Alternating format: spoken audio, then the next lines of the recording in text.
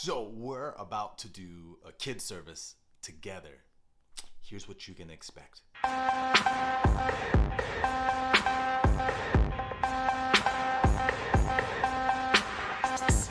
So before service even begins, we have a countdown video. Boom, right there, right? So the countdown video is super important because in sports, in work, when you wake up to go fishing, there is some sort of countdown that prompts you like, hey, it's about to happen. It's time. So even for kids, scientifically, when they're given a primer and a countdown, they are now registering in the brain that whatever it is I'm here to do, it's about to happen. So we use a countdown to let everyone know that in 5, 4, 3, it's time to jam. Countdown. That is about to happen. And then right after the countdown, we go right into the point. The main point, the whole reason, the whole point to why we are here. For example, we're in a message series titled I'm Listening, and out of the 4 weeks, this week we're focusing on the words. And so the main point is when God speaks about his word, I want to be able to say, I'm listening. That's the main point of this specific message that will always be covered right after the countdown.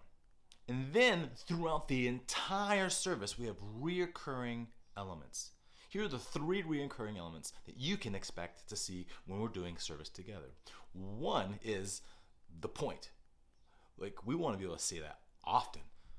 So throughout the service, you're going to hear us say that whenever God talks about his words, we want to be able to say, I'm listening. That's right. And later on, when God talks about his word, I want to be able to say, I'm listening. And then eventually, even towards the end, when God talks about his words, I want to be able to say, and even you just now finished it in your head. And that's the goal, is that if we're doing a really good job at the reoccurrings, the kids will be able to recall. And that's what we want. That's how we know that there's a successful reoccurring phrase. The second thing you might see it's reoccurring often is the graphic. Like this one, boom.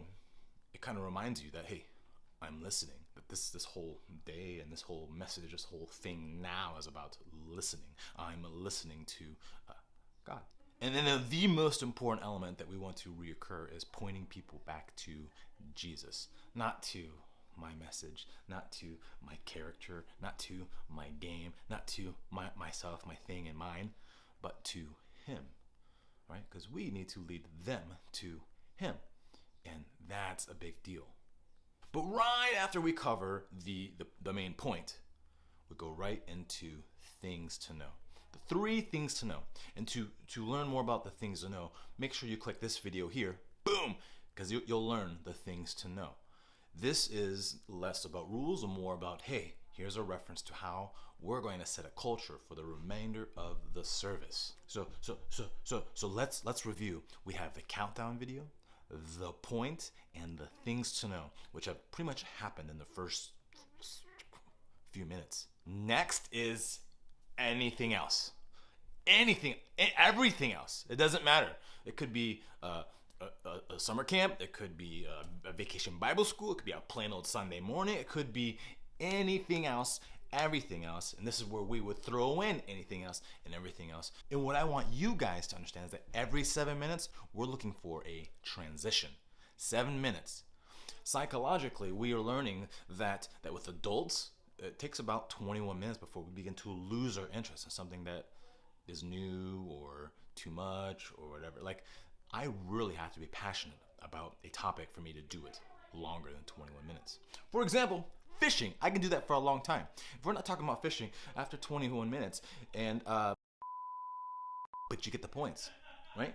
For teenagers, that drops down to like 12 to 14 minutes, and for kids, we're looking at 7 minutes. Around the 7th minute, you can begin to see nonverbals of the kids. They're fidgeting with their friends. They're poking at a thing. They're playing with their hands. They're squirming in their seat. Look for the nonverbals. If you begin to see the nonverbals at 5 minutes, we need to look to transition. So here are some things you can perhaps expect when you're at a kids service with me and we're about to go to anything and everything else. We have a game. That's right, a game. So in our series of I'm Listening, we're learning about words, we're going to do a game. For example, we're going to do the game of Operation. But instead of just plain old Operation, we're going to change all the rules and tweak the game so that the kids are listening to the words that are being said to correctly pick the parts of the body that they are operating on. Like the game of Operation, right? And they're playing it, but we've changed the rules so that it's contextualized for this message. Yeah, we'll only do that for about 7 minutes. And then we're going to transition into some songs. Probably do 2 fast songs, 1 slow song. That's what I typically do for a normal service. I might change it for a special service, but 2 fast with lots of emotions, lots of interaction, and 1 slow where we intentionally draw the kids in and say, hey, let's give Jesus our attention. Let's raise our hands to him. Let's get on our knees for him. Let's sit on the ground and be soulless with him. That is a big deal. And I don't just say go do, I actually say I'm going to go talk to Jesus right here at the altar. Would you like to come and join me? And then the song will come on, I will sit on the ground and I'll start to pray and talk, and before you know it, the kids are joining me as I follow him. Yeah. Usually after worship, I will begin to set the tone, change, transition everything. We give them a little bit of time to move around. I like to go into a time of break where they actually walk around the room, maybe run around the room, kind of get their wiggles out a little bit because they've been serious for a little bit. Let's get that energy out, right? That's all building up on the inside. These kids got some ants in their pants. So we got to get them, and eventually I'm going to draw them in. Boom. We even do this with a 1-minute countdown in our service where they have 1 minute to move around, be free, get some water, whatever. And then at the 1-minute countdown, we go into what does the Bible have to say about this point?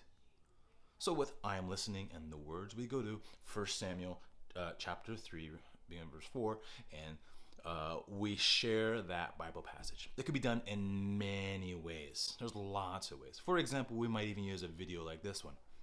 Speak, your servant is listening. And after the video, we might recap just a little, not a lot. After whatever it is, we make sure to recap. But at 7 minutes, we transition and we make sure we use our reoccurring words and graphics to talk about, even in the Bible, when God talks about his words, we and the Bible character, Mr. Samuel, want to be able to say, I'm listening. Yes, that's how we do it.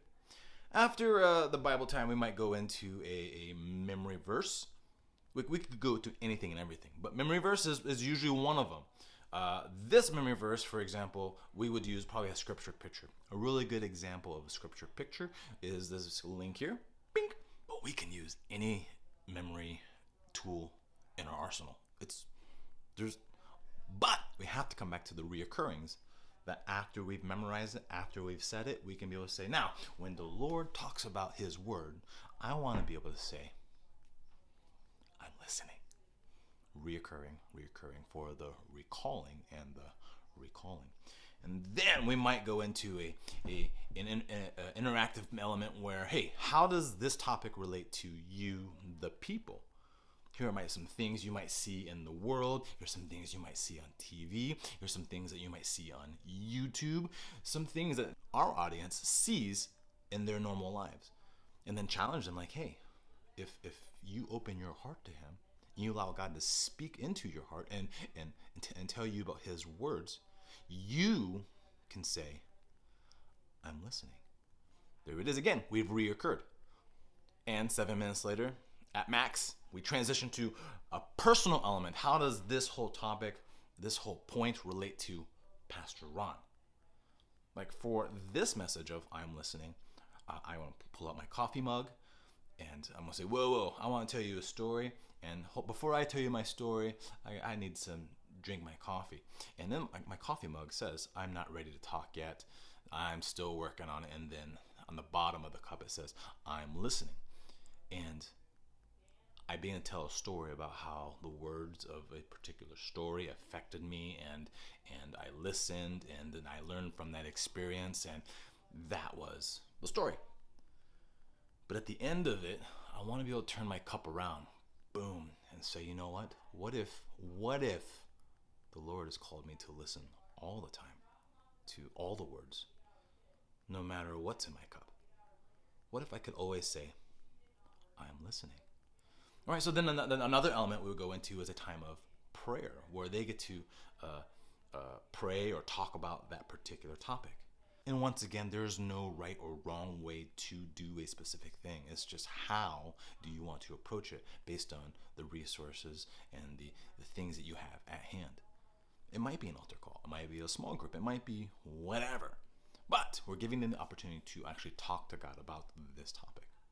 Then we can transition again if we wanted to, like a craft, and then transition again. Because remember, we can do anything and everything. We might be at a plain old service with 90 minutes.